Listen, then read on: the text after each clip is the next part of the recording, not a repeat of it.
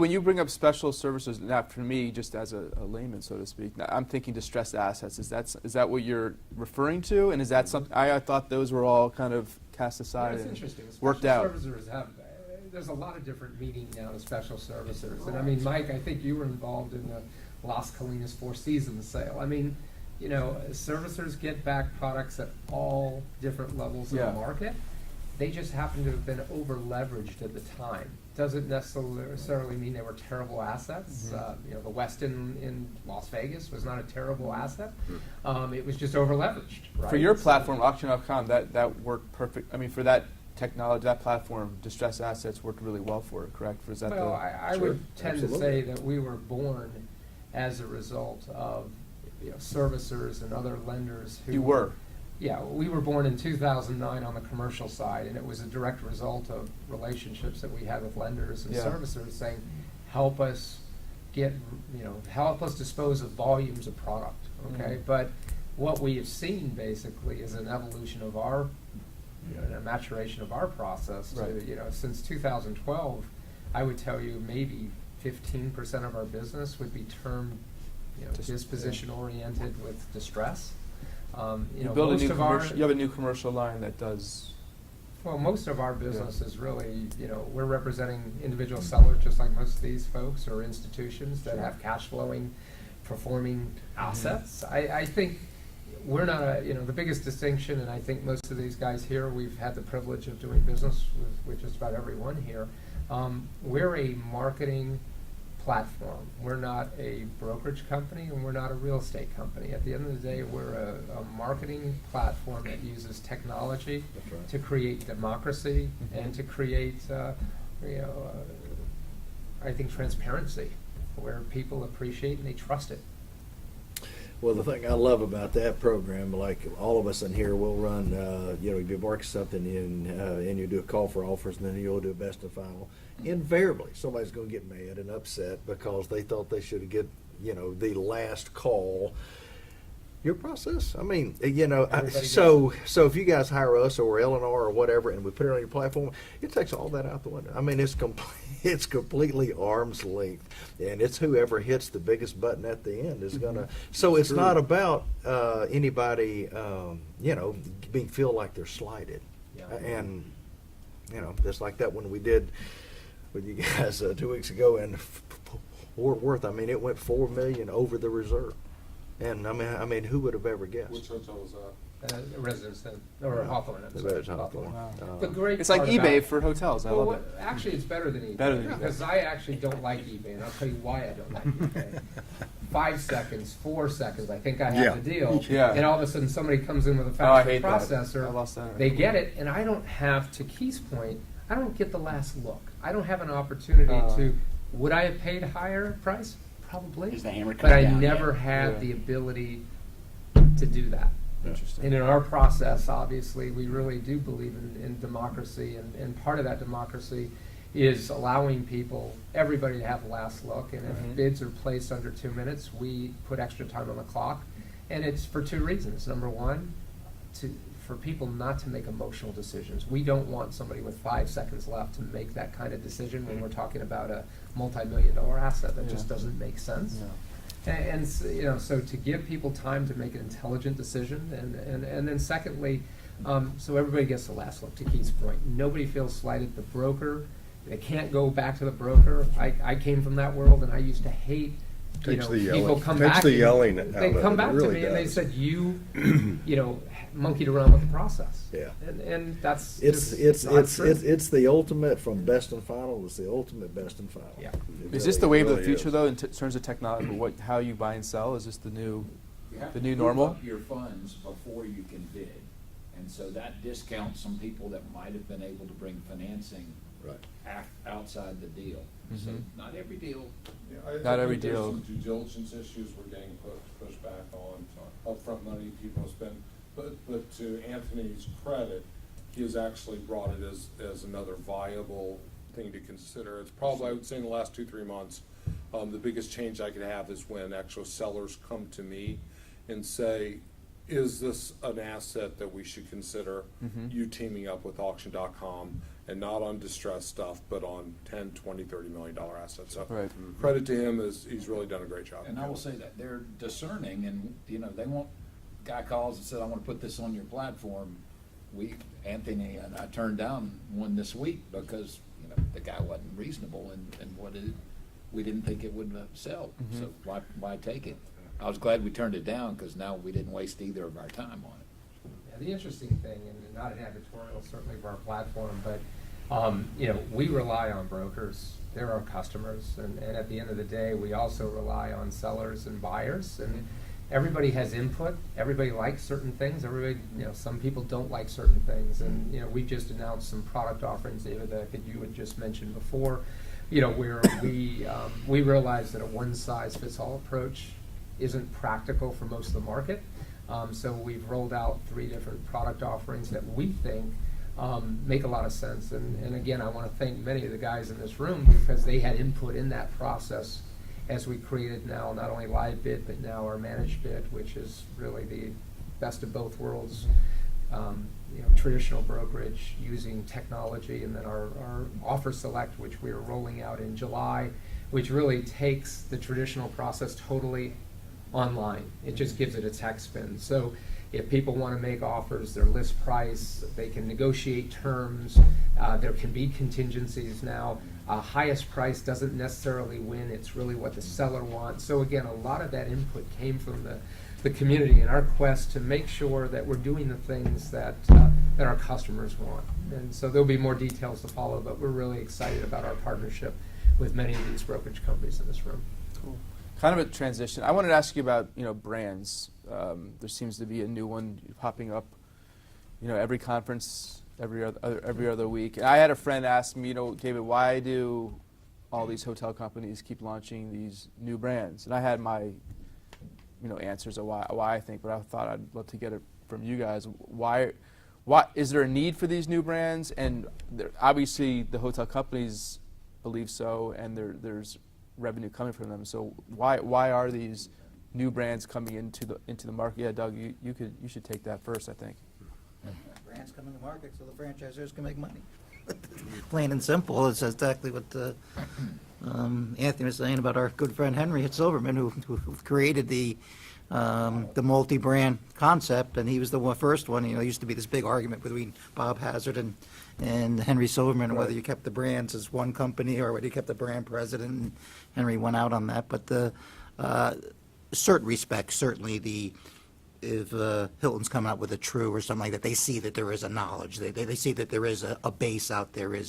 There is a clientele that is looking for that. There's a customer looking There's for a that. customer So looking for that. okay. So, but the hotel companies are looking for, okay, what do the customers want? How can I add another brand? I already got a Hampton, I already got a Hilton. How can I get another box in that market? We got, it used to be, well, geez, you got so many markets in the country that every brand's already representative of it. So they say, okay. So it's like an issue of AOPs, that kind of thing? Yeah, to get well, around that, a or lot of is it, I just think. Why I not just think- build more Hamptons? Well, I think it is a lot of markets. A Marriott would be out of it, or a Hilton would be out of it, or an IHG may be out of it. So it's a combination of that. Plus, they've identified a niche.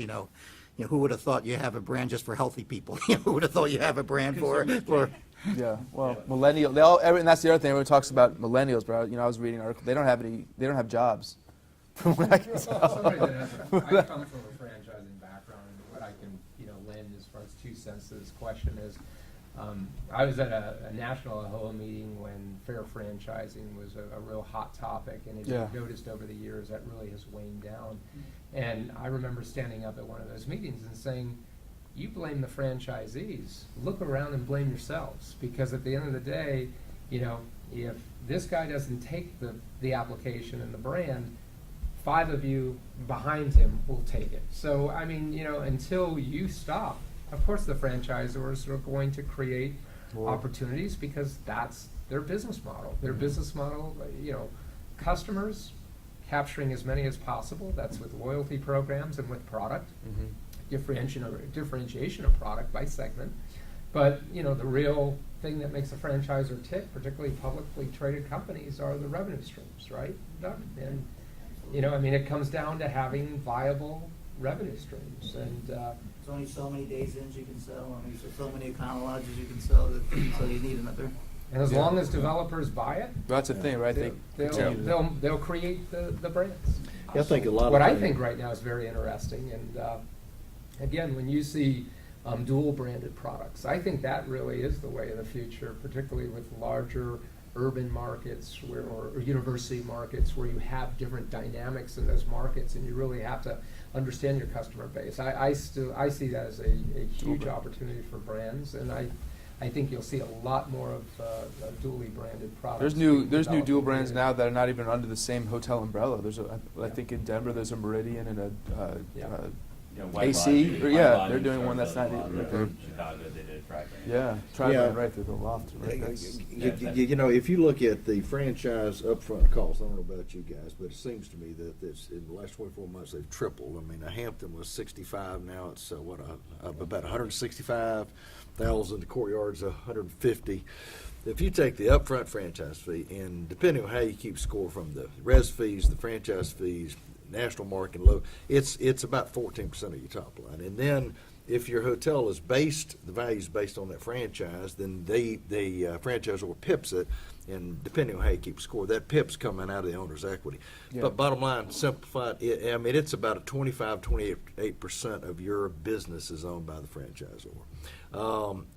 I think if we were sitting at the same table 5 years from now, the greatest fear half of the franchisors out there have is social media, because and I'm not saying I know this because I'm not that smart, but I do own a percentage of a social media company that does hospitality work, and I'm telling you, you can take Twitter, Facebook, Pinterest, Foursquare, and you can book rooms. I don't mean where it books you and takes you to the franchisor site. You stay on Facebook, and we can drive more business to the hotel than the franchises do. And we're doing it right now. And so I'm telling you, social media virtually is free. And if you could get behind the curtain of half of the franchisors, their greatest fear is social media. And it's because they don't need the franchise brand. they don't need the brand. I did. Okay. Right. No. Yeah, I would say from relating it to brokerage, I think all the new brands are great for brokerage. Because as brokers, at least HRC, we like to think of ourselves as dream makers. And it gives us alternatives. You know, Yeah. that Sheraton's not performing. Have you thought of a True by Hilton conversion? right. Have you Delta. thought of a Delta conversion? You know, from us, it's good because it gives people alternatives, ideas, you know. And so now it's like, maybe we'll do soft branding, maybe we'll do this and that. It gives people ideas and alternatives to try and create that value Yeah. add story. So I think it's good for brokers. Right. It's good for us helping build that dream. One thing I would, kind of follow up with Keith is, I think behind the scenes, the world is changing, and the brands have pushed. If you really look at the world of economics, when you actually provide that level of return out of a business to someone who has no equity or risk in that business, and you're generating, eventually something is going to counter that as these fees keep going up. Yeah. And I think what's going to happen is internet technology is going to allow independence to Well, that's- really yeah. start challenging it, Right. and you haven't seen it in their fees. And so I think 5 years from now, and even for us today, we're going back as Reverend guys thinking, what if we go independent? Maybe this market area, maybe we can make it work. Or you can create your own brand. I mean, you Yeah. don't need. You can. You know. You still gotta get debt, and debt's Well, that's- hard to hang on, right. on a Facebook page or a So lenders still Foursquare. are all about brands then, right? Yes. That's- Yeah, I I think think values if are all you look about if you brands. look at a Hampton, Yeah. we'll stay on Hampton. If you look at Hampton, you say what is the terminal value between something that has a new 15-year license? It's currently in Hampton. You're getting a 15-year license, you're getting a 10-year license, or it's going out the Hampton system. There's a big in value there. So I think that even though they may be stripping out or enhancing you, would be the other way of plugging you into the back end of the Hilton system on that terminal value, there's a lot of value in the brand. I think the soft brands coming in, whether it be really Autograph with Kessler rolling those out, where you Curio, saw, yeah, okay. and now Curio and Tribute, and you would see hotels that had zero capital put in them, and it's just plugging into the Marriott system, Right. and you see their RPIs increasing by 10%, 10%, 10%, and outpacing the market. when nothing else has changed, you say that is real value from Yeah, the brand. sure. So it's there is a cost, and I think that, you know, where our direct bookings coming from, to Keith's point, that's going to be if the brands can stay ahead of that and can continue to capture That's the direct battleground. bookings versus, and then how do OTAs come into it, which is another That's the real panel, battleground right which there. we should take like a 3-hour Yeah, you break could do it before that. Yeah, But exactly. you go back Um, to value, and I mean, at the end of the day, what you start realizing more and more, there's a huge disparity. You know, institutions and buyers will always pay premiums for Hilton and Marriott affiliated product offerings, right? Because there is value there. And what you just realized, to what Keith is saying, is the brands that haven't traditionally stepped up to the value proposition, they're gonna be the big losers, or they're gonna have the biggest risk here with social media, Airbnb, and other. Or are they gonna be cannibalized by the Marriotts and Hiltons like Starwood? I don't think so. Whether that happens or not. I Or some large equity, smart Wall Street firm Right. eventually gonna stand up. If we accumulate enough mass, why the hell are we paying this type of return to the brand company when they're actually making a higher return than we are for taking all this risk? Right. And technology, maybe they grapple technology, someone big enough to really start forming their own hotel It systems might to get produce. interesting you say that, because, you know, Synesta's kind of that experiment going on Yeah. right now, right? Exactly. Well, the issue is exacerbated on the lower you go on the scale, though. Again, you're still paying 10 to 14% on Yeah. a lower branded property that doesn't deliver near as much to the top line as some of the other brands do, and But that's where the yeah. disparity. And it's is. interesting 'cause for me, you know, in the U.S., brands don't have any risk. They don't share in the risk with owners. It's different. I was talking to, you know, at our conference in Berlin. In Europe, it's a totally different thing. Where, you know, they lease the hotels, and the brand. I think brands have a more risk. But here, it's like, Well, it's a different model. Mm. In Asia, Right. For example, Accor doesn't do any deals unless they manage them. You know, there's a different model. And you don't have the third-party ownership model that you have in the United States, particularly in Asia. Right. Europe is kind of a mixed bag. U.S. is so fragmented. You know, there's an owner, there's an operator, there's so many different Management company and asset manager. Yeah, it's a different ballgame, and a broker. What about your buyer set overall? Has that changed at all? I mean, are you, you know, from just writing? I know there's so much capital coming in from Asia, China, looking to buy hotels, and before it was, you know, they were just looking for the trophy properties in the gateway markets. But are you seeing any trickle down into maybe portfolio buys in some of the secondary markets? Are you working with any of these kind of, you know, funds or groups from overseas, or and just what does your buyer set look like? Also in the U.S., has it been kind of just stable, the same type of people, or are new people coming into the mix now, looking to buy hotels?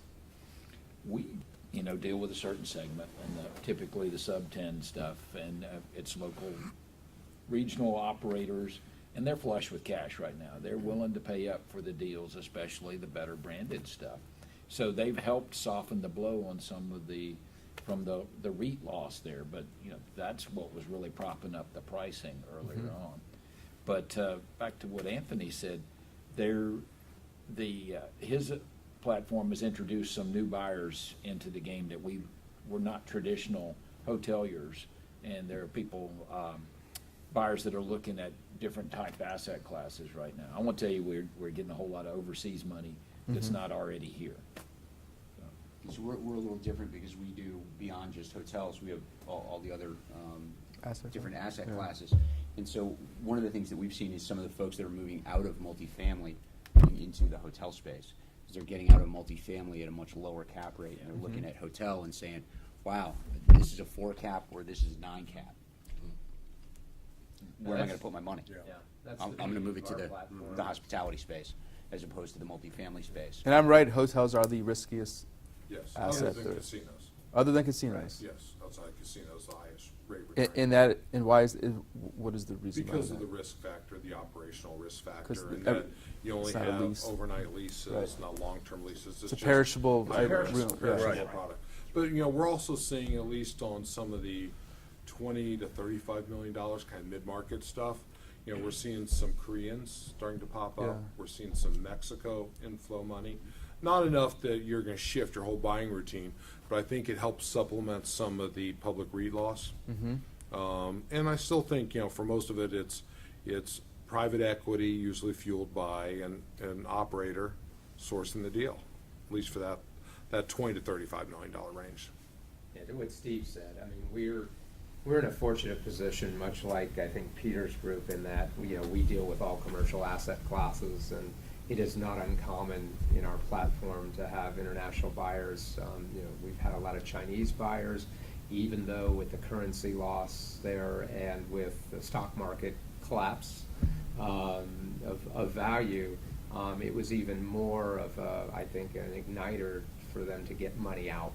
And so we've seen that, to what Peter said, we have a lot of crossover investors that look at hotel, they look at the yield, and they kind of, this is a coupon, this is good for us. You certainly see your traditional operators, but, we've had non-traditional buyers of hoteliers, architects. Yeah. We've had, sea station owners. We've had, oil and gas royalty operators that, again, want to spread risk. And I think the beauty of our platform, and I think one of the things some of these guys have seen in the platform, is they're all different qualified buyer types that now get exposed to hospitality. Back to what Mike said, it is a risky investment sometimes, but it's the only real estate investment where you can adjust your rates according to the demand. So if you have a reason for spike, you can push your rates. In an apartment or an office, you can't do that. So Yeah. that takes some of the risk out of it. Back to the brand question, I know just from talking to you guys, how important is it to have, well, I would think when you want to sell a hotel, you'd want it unencumbered, but I've heard that it's better to have a brand affixed to it at the sale. What's the It all depends on the brand. so if it's a Hilton and Marriott, you're cool and everything else is, That's probably a better thing. Oh, it depends. The lights, The deal I pitched yesterday has 2 years left on the Hilton flag. We actually think Hilton, because the probable magnitude of the growth and whether fundamentally the market justifies support of a Hilton brand, that may be actually a creative rebranding to a mid-market select service to change the operating model. So in general, I would agree with you, but sometimes it offers some flexibility. Well, and like you said earlier about creating that story around the opportunity.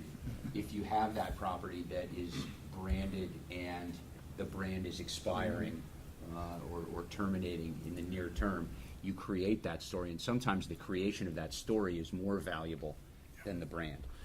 It just depends on what that story is and where you're going with it. And it depends on whether, when you're doing your broker opinion value, you think the hotel's a winner or a loser. right. If it's a winner, I'm like, don't rock the boat, keep the brand. Yeah. If it's a loser where Yeah. you need to fix the problem, then. Well, how I hard think is it to brand get rid over. of the brand? I mean, are these management contracts usually what? Are they still 15, 30 years, or is that It's the? money, liquidated damages. Yeah. Damages. Yeah, the thing a lot of people don't really think about it, and Anthony came from a franchise background, Doug did, but there is a big divide between a hotel that is a brand and is going to stay in the brand versus one that's going to go into the brand.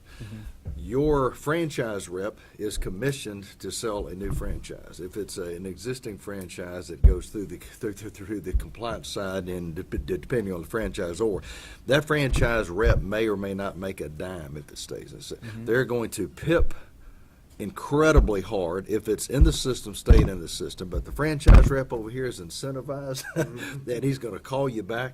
They're going to work on the PIP. They're going to do everything they can to bring something new into the system. So there is two completely different things staying in the system. For me personally, I love to have it where the brand is short time frame, and you can call Hilton, Marriott, IHG, Starwood, and you can sell the upside of it. Because I'm telling you, I don't know about you guys, but this PIP thing, I don't know that I've hit one PIP right in the last 5 years. It's like every time I'll be Yeah, PIP. to your point, that's the biggest risk. May I assume correctly, you're on the low side in the. I'm doing one exceeded your and this evaluation. is God's honest truth. I'm doing one in Memphis right now. It's a 13-story downtown box. We put the owner thinks the PIP was X number of dollars. I doubled it, but when we went to market, I doubled it again. So it went from 1.5, to 2.5, 3, and went to market at like 6. And I'd be John Brown if we were still low on the cost of the PIP. So I'm telling you, but it's, like I've said, it's the first one where it's a brand, it's going to stay in the system, and the franchisors, they will beat you to a pulp on those things. Whereas if it's coming out of the system and it's a great big box and we can get a new brand, they'll work with you on the brand, the franchise reps will actually call you back. So me, I mean, I really like where it's a competitive environment, where your franchise rep is being paid a commission because he's selling a new franchise. It helps us get our deal, so.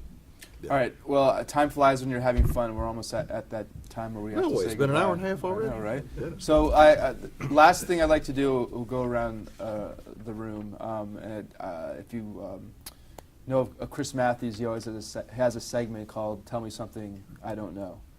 So, I'd like to get that from you. Give me something that either I should know about the hotel industry, that I don't know, that you think is important to your business or the industry in general. Does that? Hopefully you guys could, come up with something off the bat. And I'm gonna actually video it on my phone too, because I want to put these up on our website. So, and with that also, if you want to give me your NCAA March Madness pick too, I'll take that as well.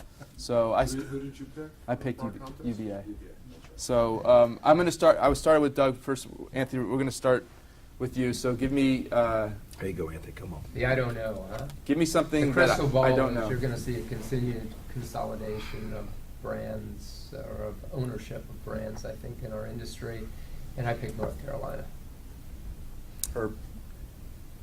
Brent. I don't know that I'm smarter than you are. I don't know.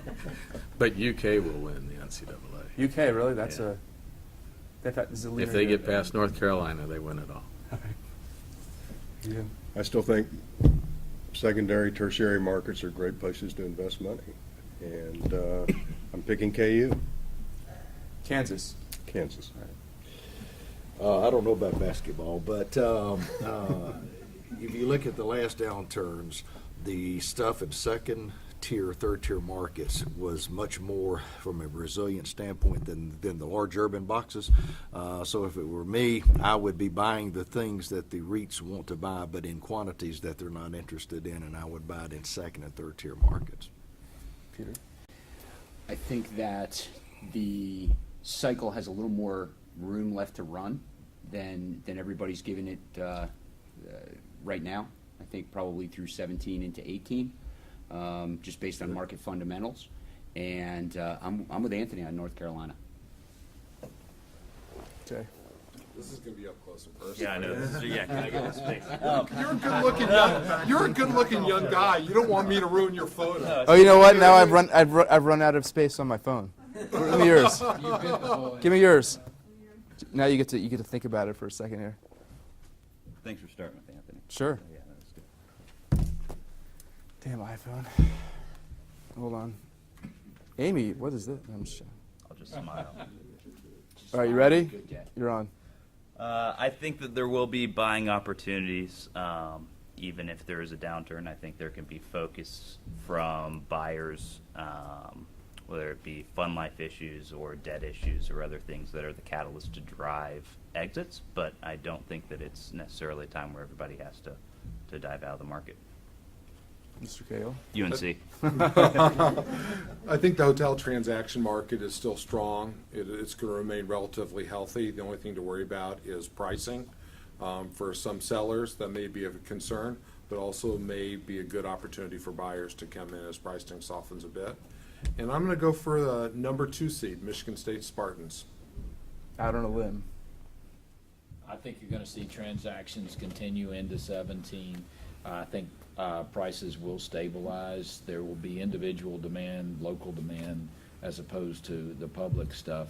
And from a Duke fan, go Heels. Wow. What seed are they? Are they a 4 seed? Duke? Yes. Yeah.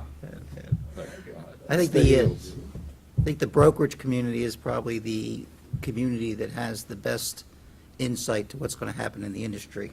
I think if you look at the operating people at this conference, they'll probably say, oh, things are great, but the brokerage community is the one that looks around the corner and says, prices might go down, prices might go up.